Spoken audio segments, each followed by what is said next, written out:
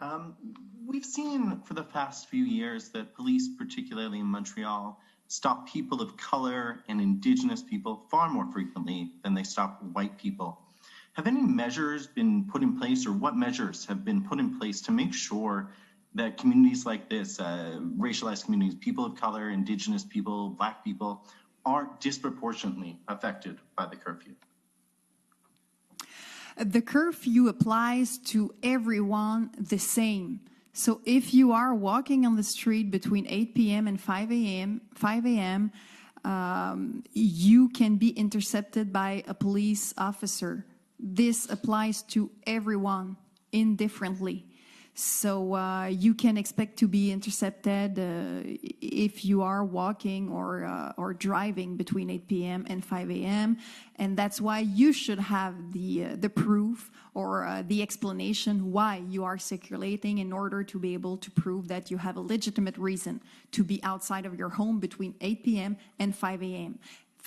And on the larger topic of profiling, we have been in action on this important matter. We have created a pratique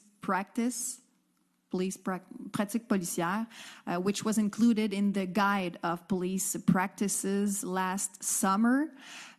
This is a first. There was a committee working on that when I arrived as a minister that was formed 13 years ago and that hadn't been very active before us. So we reactivated this committee and we came up with this police practice. We came up with a guide for all police force directors to help them have this constant worry of profiling in the way that they work with their police officers. And we are still working on other things. You saw the report from my colleague from the Groupe d'Action contre le Racisme. There were some recommendations regarding social profiling, so we are still working on some things about that. And my committee that is reflecting on the police reality, Comité Consultatif, that should table its report in the next spring.